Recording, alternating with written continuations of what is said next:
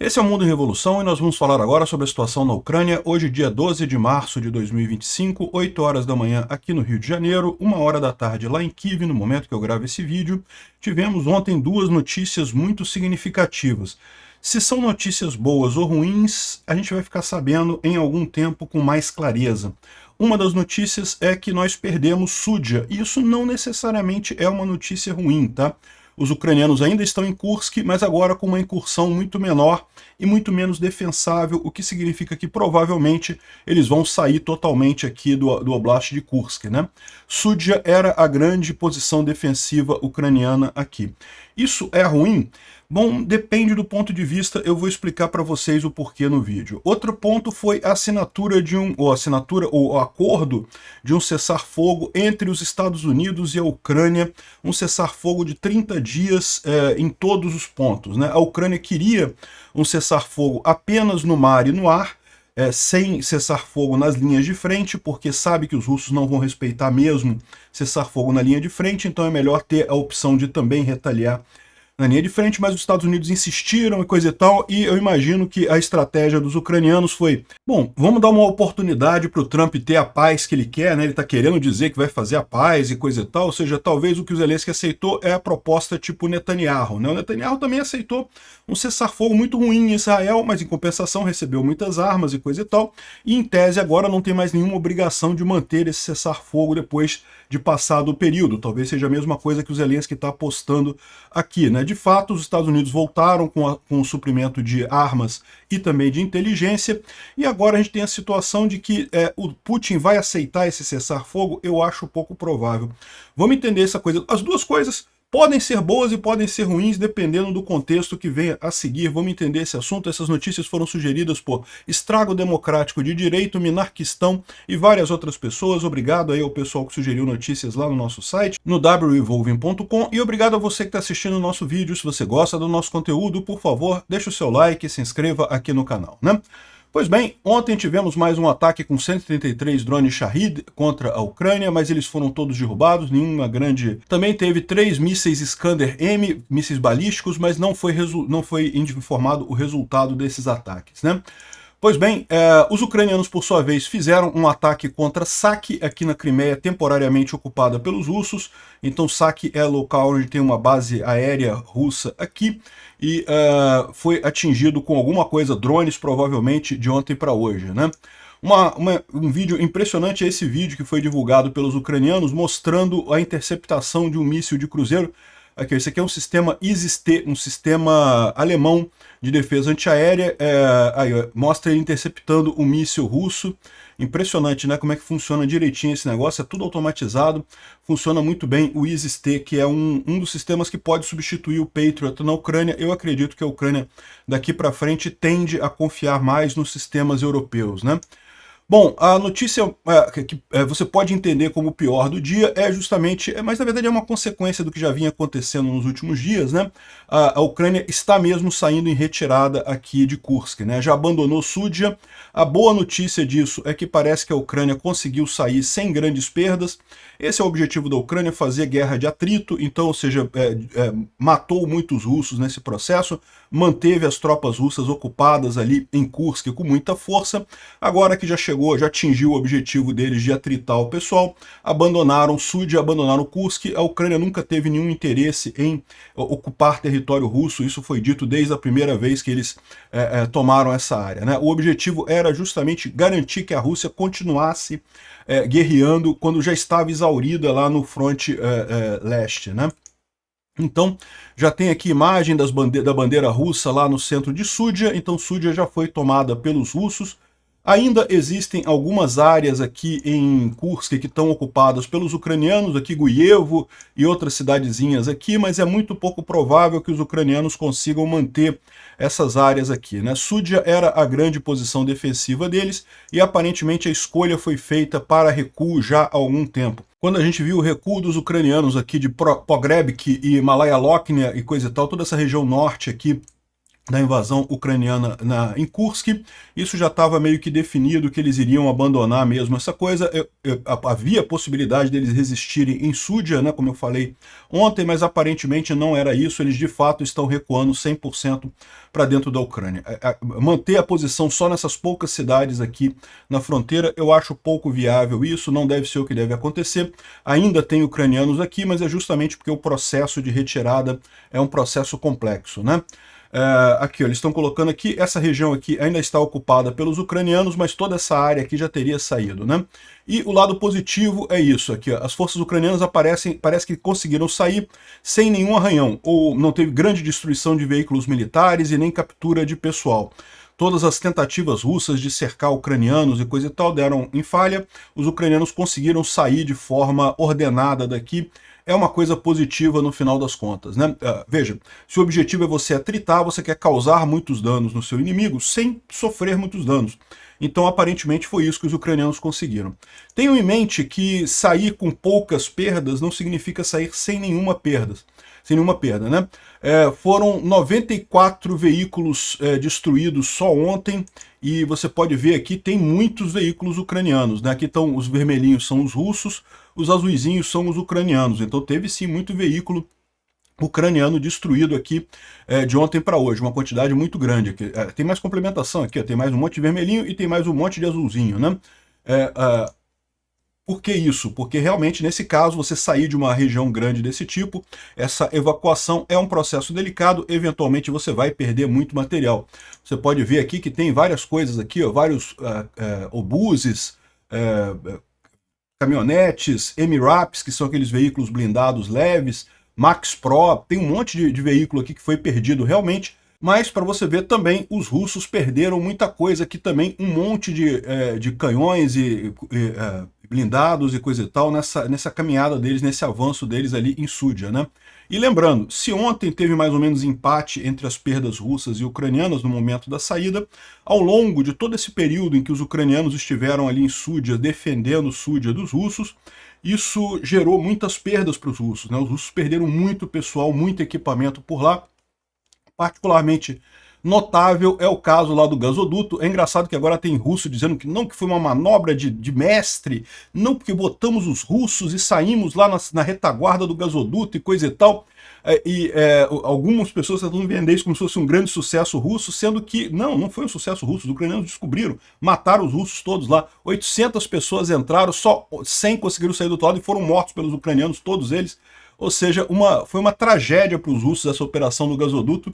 Muito engraçado ver Russetti agora dizendo que não, que fizemos uma manobra de mestre. Por que os russos conseguiram tomar Kursk? E aí que tá, e é isso que eu falo para vocês. Foi com a ajuda americana, né? Foi no momento exato que os Estados Unidos negou ajuda de inteligência e armamento para a Ucrânia, que os russos já tinham uma ofensiva, mega ofensiva preparada ali. Ou seja, foi coordenada essa coisa. Infelizmente, essa é a verdade, né?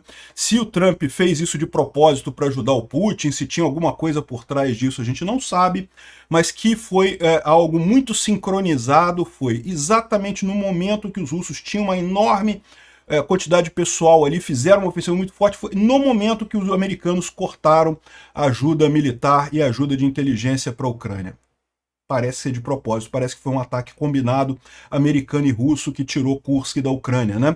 Bom, enfim, de qualquer forma, a gente vai ver isso daí, porque tem um outro aspecto nessa história, o aspecto de que, com esse avanço russo, fica muito ruim para o Putin agora aceitar um cessar-fogo, né?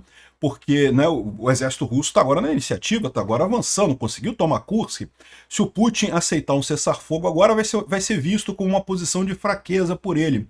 Então, na verdade, existe até toda uma outra visão dessa história, que os ucranianos saíram de Kursk para dar essa vitória para os russos, exatamente para evitar que eles aceitem o cessar-fogo. Pode ser isso? Pode ser. Vamos ver o que vai acontecer nos próximos dias, né? Bom, o Instituto para o Estudo da Guerra fala sobre o acordo que foi assinado de um cessar-fogo imediato de 30 dias na Ucrânia. Esse cessar-fogo teria sido aceito entre a Ucrânia e os Estados Unidos, e agora os Estados Unidos vai levar isso para ver se é aceito pelos russos. Eu acho pouco provável. Bom, e tem algumas pessoas vendendo essa ideia do cessar-fogo como se fosse, olha só, o Zelensky voltou atrás, pediu desculpas e coisa e tal, e a história não é bem essa não, tá? Está aqui o comunicado do Zelensky dizendo que foi aceito esse cessar-fogo. Então vamos lá. Eu recebi um relatório da nossa delegação com o encontro deles com o time americano na Arábia Saudita. A discussão levou todo o dia de ontem e foi boa e construtiva. Nossos times foram capazes de discutir muitos detalhes importantes. Nossa posição continua absolutamente clara. A Ucrânia tem buscado a paz desde o primeiro dia dessa guerra, desde o primeiro segundo dessa guerra, e nós queremos fazer qualquer coisa para chegar a essa paz o mais cedo possível e de forma confiável, de forma que a guerra não continue novamente, não volte novamente. Nesse encontro com os americanos, a Ucrânia propôs 3 pontos principais: o silêncio nos céus, parar com os mísseis, bombas e drones de longo alcance, silêncio no mar, que seria uma maneira de criar medidas para essa situação, e também a liberação de prisioneiros de guerra detidos, tanto militares quanto civis, e o retorno de crianças ucranianas que foram transferidas de forma forçada para a Rússia. Então esses foram os 3 pontos que a delegação ucraniana propôs para os Estados Unidos. O lado americano entendeu nossos argumentos e considerou nossas propostas, e eu sou grato ao presidente Trump pela conversação construtiva entre os nossos times. E durante as conversas de hoje, o lado americano propôs ainda um passo ainda maior, um cessar-fogo completo de 30 dias, não apenas parando mísseis e drones e ataques em bombas, não apenas no mar, mas também em toda a linha de frente. Por que a Ucrânia é contra essa parada em toda a linha de frente? Porque os russos não vão cumprir essa parada. Isso já aconteceu várias vezes no passado, de um cessar-fogo ser aceito entre Ucrânia e Rússia, e a Rússia continua bombardeando a Ucrânia do mesmo jeito, e esse é o problema nessa história. Então, para que assinar um cessar-fogo dessa forma? No céu e no mar é fácil você identificar quem é que está fazendo a confusão. Na terra é mais complicado, é linha de frente. Aí o que acontece? A Rússia atinge posições ucranianas e fala: não, foram os ucranianos que atingiram posições russas. Porque não tem como saber, está tudo acontecendo ali na linha de frente, né? Esse é o padrão dos russos já tradicional. A Ucrânia, porém, está pronta para aceitar essa proposta, vemos isso como um passo positivo e já estamos prontas para aceitar isso. Agora, os Estados Unidos devem convencer a Rússia a fazer o mesmo. Se a Rússia concordar, o cessar-fogo terá efeito imediatamente. Ou seja, os ucranianos sabem que esse cessar-fogo vai ser uma merda, é um acordo de merda, é só para satisfazer o ego do Trump. O Trump quer se colocar como grande pacificador e coisa e tal. Então, beleza, vamos fazer um cessar-fogo de 30 dias? Ok, 30 dias vamos fazer um cessar-fogo como o Trump quer, para o Trump poder dizer que é o grande fazedor da paz e coisa e tal. É uma paz de merda, é uma paz que não vai durar, as negociações não vão chegar a nada. Mais ou menos a situação que você tem em Israel. Netanyahu fez a mesma coisa, aceitou um cessar-fogo ruim para Israel, um cessar-fogo no momento que estava perto de acabar com a estrutura do Hamas na faixa de Gaza, mas aceitou isso exatamente para manter as armas americanas, para manter... A verdade é essa, né? O Trump, a mesma sacanagem que ele fez com a Ucrânia, ele fez com Israel também, né? Ele ameaçou parar de mandar armas, ameaçou um monte de coisa. Então, essa é a ideia. O Zelensky está aceitando esses 30 dias, porque 30 dias é uma merda? É uma merda. Só que só interessa para a Rússia, não interessa para a Ucrânia de forma alguma. Mas 30 dias a Ucrânia continua recebendo armas e pode voltar depois a fazer a guerra normalmente. É melhor aceitar isso durante 30 dias do que ficar 4 anos sem ajuda americana, né? O governo Trump, a gente já viu que é um governo hostil, é um governo que está do lado errado, é um governo que apoia a Rússia, mas se a Ucrânia conseguir jogar as cartas direitinho, talvez consiga estender essa ajuda americana por mais tempo, e isso é uma coisa positiva no final das contas. Além disso, tem a grande vantagem que agora joga essa coisa para o lado da Rússia, né? Veja, já estava muito claro para o time do Trump que ele estava numa enrascada, né? O Trump entrou nessa briga achando que o povo americano não iria se importar. O Elon Musk comprou essa briga criticando o Zelensky dia e noite nas redes sociais, como se o povo americano fosse comprar essa história, e fizeram uma aposta errada. Eles já perceberam que eles fizeram uma aposta errada. O que o Zelensky fez aqui no final das contas foi justamente dar um caminho de saída para os americanos. Então agora os americanos podem dizer: tá vendo aqui? A gente conseguiu o que a gente queria. Detalhe, não teve acordo de mineral nenhum, tá? O Zelensky deixou claro, acordo de mineral só com garantias de segurança. Então não teve acordo de mineral nenhum. O que teve foi um acordo de cessar fogo. Aquele acordo de minerais que o Trump queria impor para a Ucrânia devolver 500 bilhões, eu não sei o que lá, e coisa e tal, aquela lambança toda que o Trump fez, continua não resolvido. Isso daqui foi, no final das contas, uma maneira de dar uma saída para o Trump. Agora, Trump, você pode dizer: olha só, conseguiu cessar fogo da Ucrânia.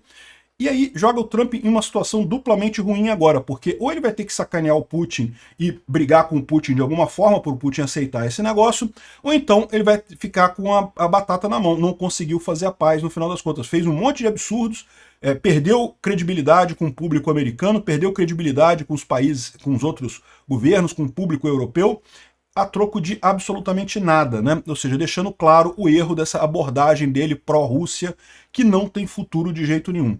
Então, ou seja, a minha visão é essa. O Zelensky optou por uma saída à la Netanyahu e também por dar essa válvula de saída, esse escape para o governo Trump poder voltar atrás e fornecer novamente ajuda militar aos ucranianos, né?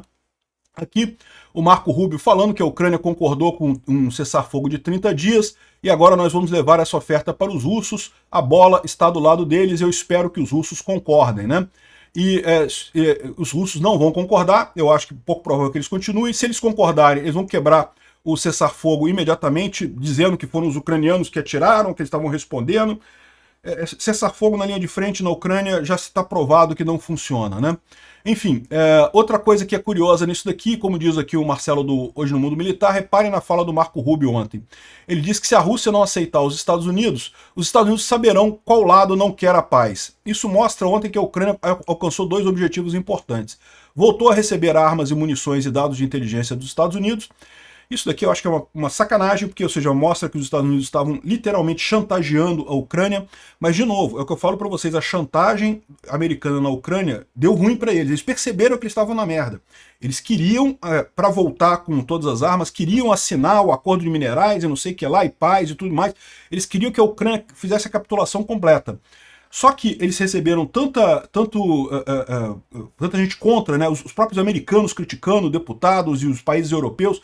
O Trump e o Musk viram que eles estavam tão isolados nessa história que eles acabaram tendo que aceitar um cessar-fogo de 30 dias que é muito longe do que o Trump queria, né?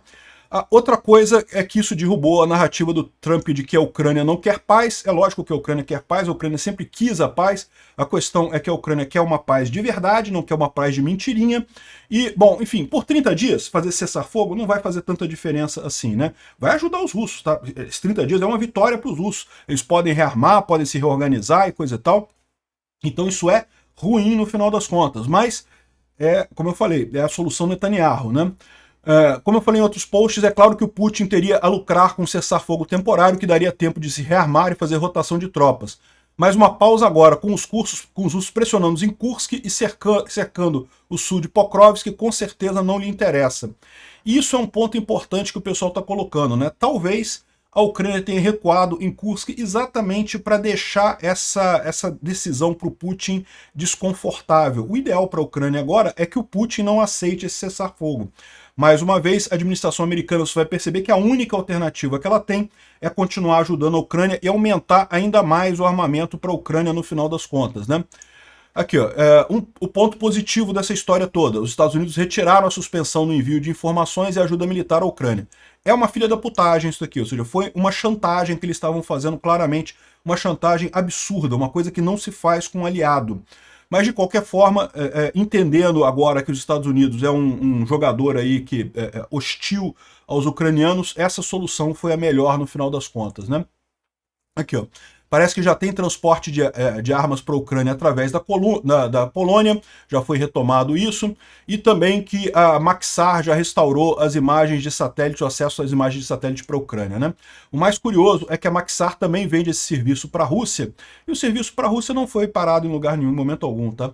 É lógico, a Maxar é só um dos serviços de satélite, e também o que os americanos retomaram foi muito mais do que isso, foi todo o compartilhamento de inteligência, mas de qualquer forma, essa é a posição. Esse é o ponto positivo desse acordo de ontem, que é muito ruim para a Ucrânia, mas que garante o apoio militar americano por pelo menos mais algum tempo. Não se sabe quanto tempo no final das contas, né? Bom, o Putin é pouco provável que ele aceite essa proposta de cessar-fogo de 30 dias na Ucrânia. Ou seja, o que eu estou vendo que aconteceu aqui foi justamente essa proposta de cessar-fogo. O que o Putin queria era a capitulação completa da Ucrânia. A Ucrânia aceitar a paz nos territórios do jeito que está e parar tudo daqui para frente. Ele não queria um cessar-fogo temporário. Ele queria parar tudo e dizer que conquistou os territórios ucranianos e ponto final. Só que ele falhou, né? A operação que ele fez de tentar mover o povo americano a favor do Trump e coisa e tal, aproveitar que o Trump está no início do mandato dele, que está com o auge da popularidade dele, então que ele ia fazer aquele negócio, aquela propaganda toda anti-Ucrânia, para fazer a Ucrânia aceitar a situação do jeito que está, isso deu errado. O povo americano, o povo de todos os países mostraram para o Trump que não mudou nada, continuamos criticando a Rússia. E aí o Trump viu que estava perdendo popularidade muito rápido nos Estados Unidos, estava ficando uma situação muito ruim para eles por lá, e teve que voltar. Aquilo que eu falei para vocês, o Trump sabia que ele não podia ficar muito tempo nessa brincadeira dele. Ele tinha que ter uma forma de voltar atrás nessa pressão dele contra os ucranianos, né? Esse acordo de cessar-fogo não era o que o Putin queria. Esse acordo de cessar-fogo foi a forma de saída que a Ucrânia deu para os Estados Unidos poderem mudar a posição deles sem aparecerem perdedores, sem parecer que voltaram atrás completamente, né? Bom, vamos ver qual vai ser a resposta do Putin. O Putin já disse que vai pensar no caso, mas não tem data para responder sobre isso. E enquanto ele pensa no caso e não tem data de responder para isso, continua a ajuda militar americana para a Ucrânia, ajuda de inteligência para a Ucrânia, e continuam todos os planos ucranianos. Nada mudou nessa história. Muito pouco provável que o Putin aceite essa história. Isso daqui é realmente a derrota do plano do Putin para o Trump, né? E, como diz a Astra Intel aqui, vamos esperar que Súdia nos salve de um cessar-fogo. Ou seja, justamente, muita gente falando isso, que talvez os ucranianos... É verdade que essa ofensiva russa foi muito forte, foi justamente no momento que os ucranianos tiveram a inteligência cortada, tiveram um monte de... pararam de receber armas e coisa e tal, ou seja, você tem também um impacto moral na tropa, né? A falta de equipamentos não chegou à linha de frente, porque, lembra, existe toda uma linha para chegar, né? Toda uma logística para chegar munições na linha de frente, então isso não é imediato. O fato dos Estados Unidos ter cortado a munição, os ucranianos tinham ainda munição por muito tempo ainda, né? Só que a moral é importante, né? A moral dos soldados fica frágil, você fica, pô, caramba, e aí agora, o que vai acontecer, né?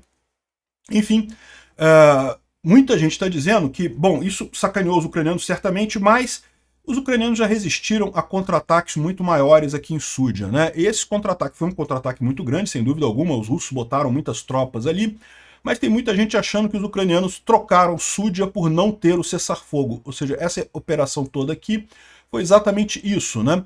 Os ucranianos saíram de lá, de forma que agora os russos não têm condição de aceitar esse cessar-fogo, e os ucranianos conseguiram anular o fator Trump, né? O fator Trump a gente já sabe que não vai ser positivo para a Ucrânia, não tem como ser positivo para a Ucrânia, lamento muito isso, realmente achava que poderia ser diferente, não tenho mais ilusões, mas agora a questão é anular esse fator Trump da melhor maneira possível, e essa pode ter sido a resposta ucraniana aqui, né? E com os russos avançando aqui em Súdia, com os russos ali em Pokrovsk também com problemas, fica mais difícil do Putin aceitar esse cessar-fogo, o que é uma coisa positiva. Bom, e com isso os problemas tradicionais da Rússia continuam, né? A Rússia está tendo problemas para recrutar gente lá, não tem mais nem prisioneiros para recrutar, já mandaram tudo para a linha de frente, agora estão tentando pegar pessoas que estão detidas antes de condenação, né? Ou seja, a pessoa tem a opção de ser condenada, não, você vai para a linha de frente, vai morrer da linha de frente, né? Lembra, esse pessoal que vai dos presídios para a linha de frente é tudo para batalhão de onda de carne, né? Ou seja, tudo acaba morrendo, né? Bom, do lado da ajuda, os ucranianos receberam 1.700 unidades do veículo armado Senator, é um veículo muito bacana, produzido no Canadá. Esses veículos blindados na linha de frente têm feito muita diferença, têm sido muito mais úteis até do que tanques. Mas o que tem sido o mais útil de tudo nessa guerra são os drones, né? E é muito engraçado isso daqui que eu estou falando para vocês. A América está se voltando para a Ucrânia para construir drones melhores, né? O Silicon Valley, as empresas de tecnologia de Silicon Valley estão querendo pegar o know-how de soldados treinados na guerra com drones, justamente porque tem um conhecimento muito grande. Está aqui a matéria do Wall Street Journal. E é aquilo que eu falei para vocês, a Ucrânia vai ser a grande potência bélica desse próximo século. Por quê? Porque ela tem uma produção de drones muito mais eficiente até do que os russos, né? Os russos têm uma máquina muito maior militar, mas os drones é que estão fazendo a diferença, que estão permitindo que a Ucrânia segure a Rússia e tenha essa vantagem, até ganhe espaço em alguns lugares, né? Os drones têm diversos tipos, diversos formatos, e o que é bom, o que é ruim, os ucranianos sabem, na prática, como é que você usa esse tipo de coisa. Então, é um conhecimento que os americanos estavam abrindo mão disso daí. Vamos torcer para que ainda tenha a expectativa de salvar esse tipo de coisa, né? Tem aqui o Brovid, que é o Magyar, né? É o chefe do Magyar, está falando aqui sobre a questão dos drones, exatamente o conhecimento que eles têm dos drones, né? A aparição dos drones e seu aumento no uso em combate é responsável agora por 50% das mortes confirmadas e mesmo por estimativas conservadoras.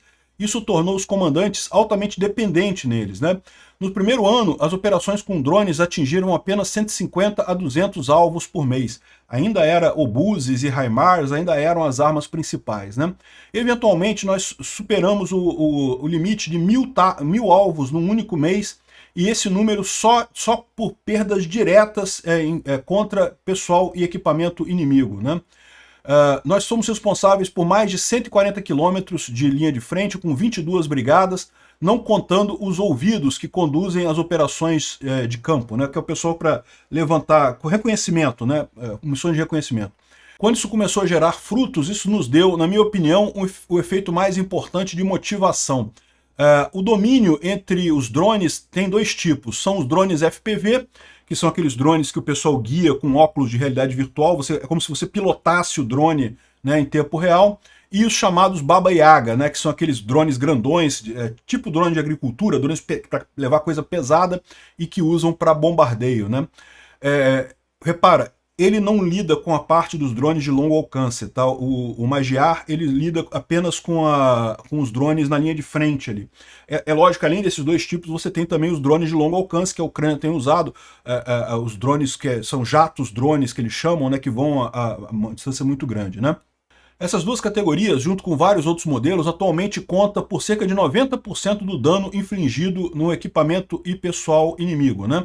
Isso aqui ele está falando das duas categorias, drones FPV e Baba Yagas, né? É lógico, os outros 10% vêm de outros drones, Mavic e drones de asa, né? Como, por exemplo, aquele drone que os americanos fornecem, um drone suicida pequenininho, que não pegou bem, Switchblade. O Switchblade era uma grande promessa americana que vai destruir, que vai funcionar, não funcionou muito bem. Switchblade não funcionou bem. É o equivalente dos russos do Lancet, né, que também não é grandes coisas, né? O resto vem de munições e coisa e tal. A grande maioria dos drones suprida na linha de frente são adaptados com o tempo para as condições de batalha alteradas, né? Frequências são alteradas e, muito importante, o conhecimento dos engenheiros que trabalham junto com os times. É o que eu falo para vocês, é a grande vantagem ucraniana, a descentralização disso. Os drones são montados na linha de frente, muitas vezes, ou próximos da linha de frente, por gente que tem o feedback direto de quem está lutando na linha de frente ali, né? A melhoria de capacidades técnicas do drone depende não apenas das especificações da fábrica, mas de modificações em tempo real. Fábricas com a capacidade desejada de penetração e coisa e tal, isso lógico que tem uma importância, permitem que os drones sejam usados até 8 vezes mais do que as especificações iniciais, mas isso não é sobre colocar recorde no Guinness Book, né? É sobre causar danos, fazer strikes de precisão, ataques de precisão o tempo todo numa base regular. A guerra não vai acabar em breve. A Rússia atualmente está gastando entre 30 mil a 35 mil recrutas na linha de frente a cada mês.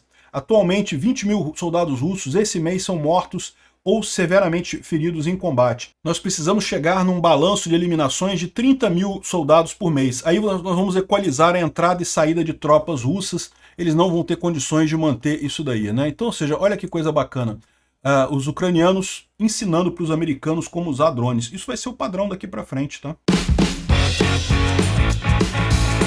Obrigado por assistir o vídeo até o final. Se gostou do conteúdo, não esqueça de deixar o seu like, isso ajuda o canal a crescer e a chegar para mais gente. Se não gostou, deixe o dislike e explique nos comentários como podemos melhorar. Comente também sugestões de temas que podemos trazer por aqui. Comentários insultuosos ou defendendo ditaduras e criminosos de guerra serão sumariamente bloqueados. Agradeço a compreensão. Se ainda não é inscrito no canal, considere se inscrever clicando no botão inscrever-se abaixo e marcando a campainha para todos os avisos. Se quiser ajudar o canal, veja no nosso site como você pode fazer isso.